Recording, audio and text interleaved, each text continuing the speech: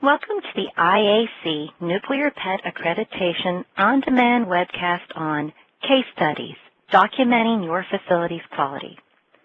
I'm Mary Beth Farrell, the Nuclear PET Director of Accreditation, and in this webcast I will be discussing everything your facility needs to know to successfully submit the required case studies for the accreditation application. I'll begin this webcast by discussing the general requirements for case studies. Then I'll go into detail describing the case study requirements for each accreditation modality, including nuclear cardiology, general nuclear medicine, and PET. The case studies are considered the most important aspect of the application submission and weigh heavily in the final accreditation decision.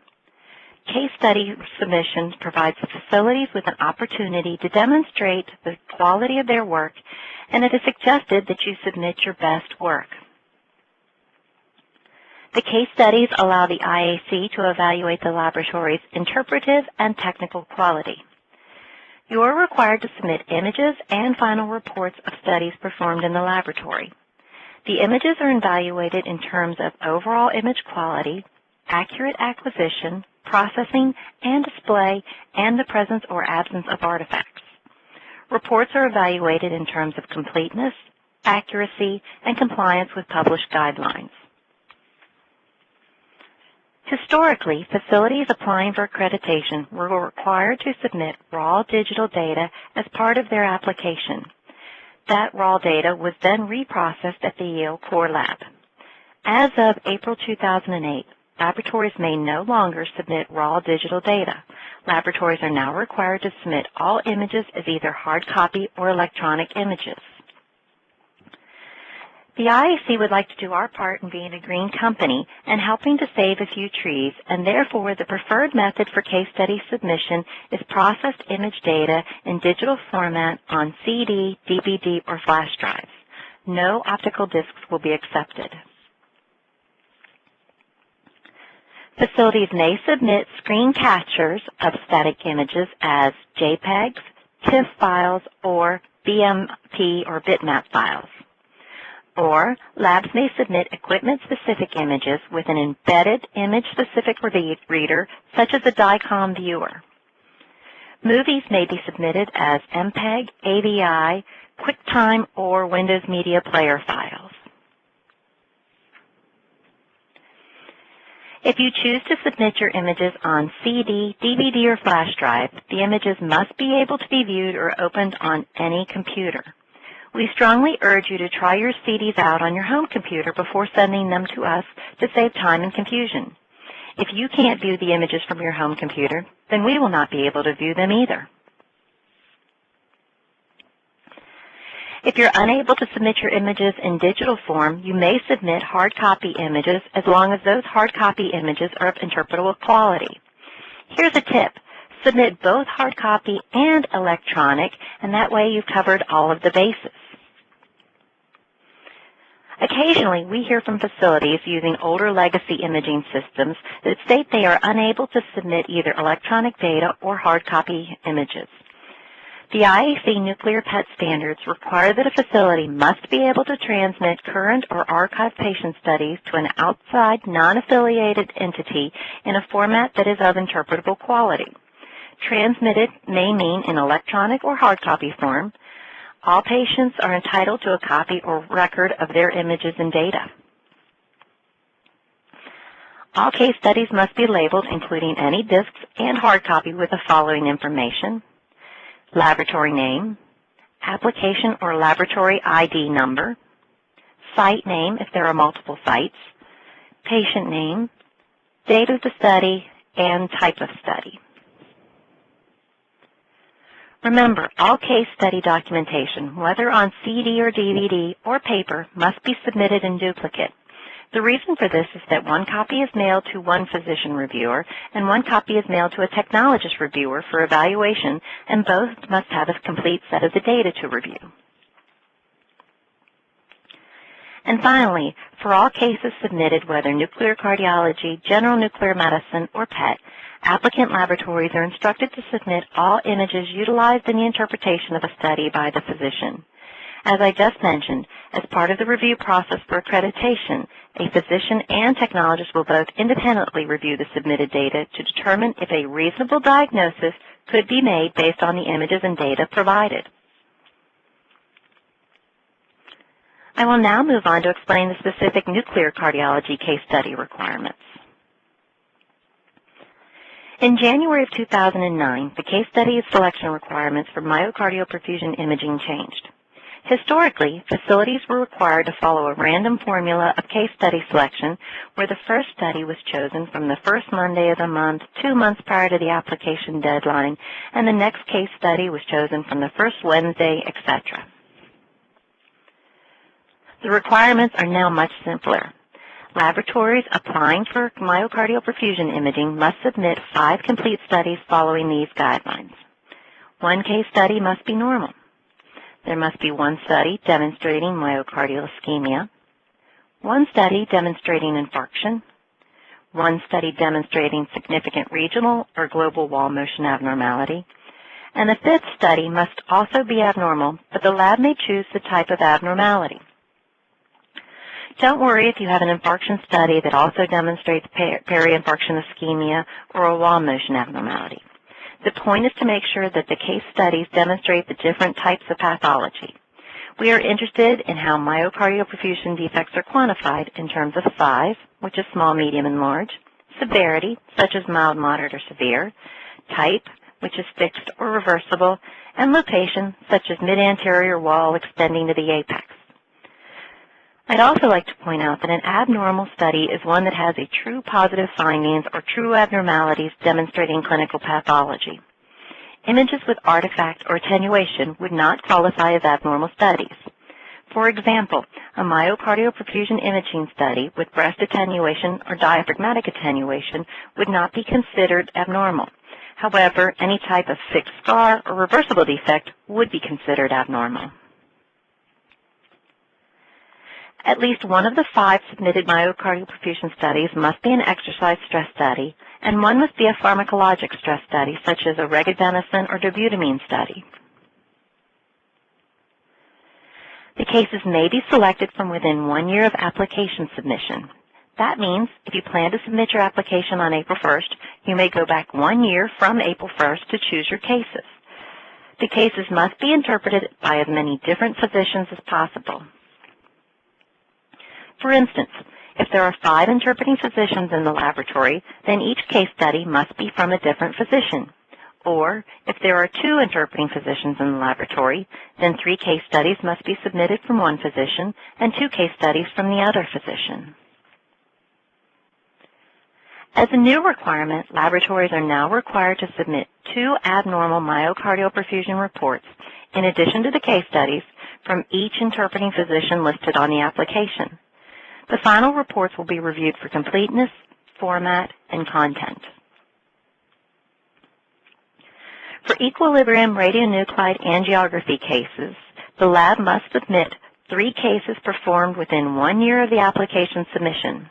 Because eRNA studies are less frequently performed these days and are generally performed for chemotherapy monitoring, the cases may be either normal or abnormal.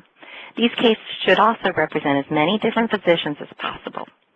Note, if the facility has not performed at least 3 cases within 1 year of the application submission, then the facility cannot be accredited in eRNA at this time, but can later add eRNA if their volume picks up later. If applying for cardiac PET, the facility must submit 5 studies from the past year, and only 1 case may be normal. Facilities are encouraged to submit their best work, and again, the cases should represent as many different physicians as possible. For nuclear cardiology studies, labs should submit the following, which we will look at individually. Movies of the planar projection images, or cine data, should be submitted if the facility has the capability to create AVI or MPEG files. The facility should submit the reconstructed stress-rest slices in both grayscale and color. The slices must be of interpretable quality. Beating images of the equilibrium radionuclide angiography, or MUGA studies, should be submitted if the facility has the capability. If the facility does not have the capability of submitting the beating images, plain or static images of all three views must be submitted. The facility must submit quantitative data, such as polar maps or some stress scores, if they are used in the interpretation. Movies of the gated spec slices should be submitted if the facility has the capability. If a facility is unable to submit beating gated images, screenshots of the gated spec slices in both end-diastole and systole must be submitted instead. The left ventricular volume curve and calculated ejection fraction must be submitted for both myocardial perfusion imaging and ERNA imaging. And finally, don't forget to submit the EKG tracings. The only EKG tracings required to be submitted are the rest and peak stress tracings. Now we will move on to the case study requirement for general nuclear medicine and comprehensive applications. There are essentially 10 different areas of general nuclear medicine accreditation possible. These include gastrointestinal imaging, central nervous system imaging, endocrine imaging or non-imaging such as uptake, skeletal imaging, genitourinary imaging, pulmonary imaging, infection imaging, tumor imaging, hematopoietic, reticuloendothelial, and lymphatic imaging such as lymph node studies, and nuclear medicine therapy. Note, there are some types of studies that may qualify for more than one area, such as a gallium study, which may be used for tumor or infection. If the facility is applying in both areas, in this example, separate cases must be submitted for each area, or in other words, the same study can't be used twice. Facilities applying in general nuclear medicine must submit 2 case studies per body system in which accreditation is being sought. Again, the cases must be from within 1 year of application submission date. Not more than 1 case per exam type or area should be normal. The cases should represent as many cameras, technologists, and physicians as possible and must be performed by current personnel on current equipment. A frequent mistake made by general nuclear medicine facilities is submitting studies performed 2 or 3 years ago or studies interpreted by physicians that are no longer employed by the laboratory. If a laboratory cannot submit 2 cases, at least one of them abnormal, from within the previous year, they will not be able to be accredited in that area at this time, but may later add on that area when the volume increases and they can meet the application submission requirements.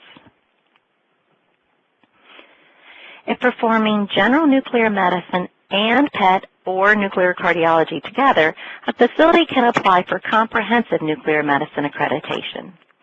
Again, 2 cases per body system are required for the general nuclear medicine studies, and these studies must have been performed within the past year.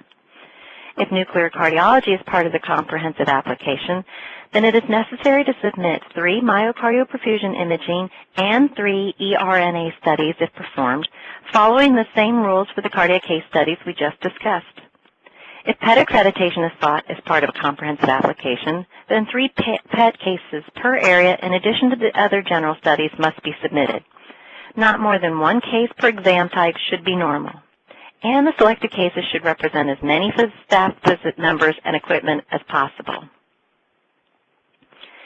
And finally, we will discuss the PET-only accreditation case study requirements. When seeking PET and or PET-CT accreditation, laboratories may apply in one or all of these 3 areas: oncology, neurology, and cardiac. 5 cases per area are required, and again, not more than 1 case per area should be normal. PET-CT accreditation is only granted for CT used for attenuation purposes. If a facility wishes to become accredited for diagnostic CT studies, they must apply for accreditation separately from the IAC CT division. For more information, please go to www.intersocietal.org/CT. In summary, remember all case study data must be submitted in duplicate. The reason for this is that one copy is sent to a physician reviewer and one copy is sent to a technologist reviewer who evaluate the cases independently. Make sure you submit all images used in the interpretation of the study. Make sure your digital data can be opened on any computer or has an embedded DICOM viewer.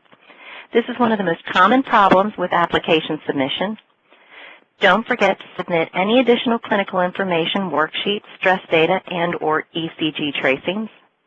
And finally, don't forget to include copies of the final report, which is signed. The IAC strives to assist facilities in the most complete application submission possible. A series of other webcasts, articles, checklists, and sample documents are posted on the IAC Nuclear PET website in order to provide additional guidance to those seeking accreditation. Please feel free to contact me, Tom Roy, my associate, or any of the IAC staff at any time with questions. We look forward to helping you.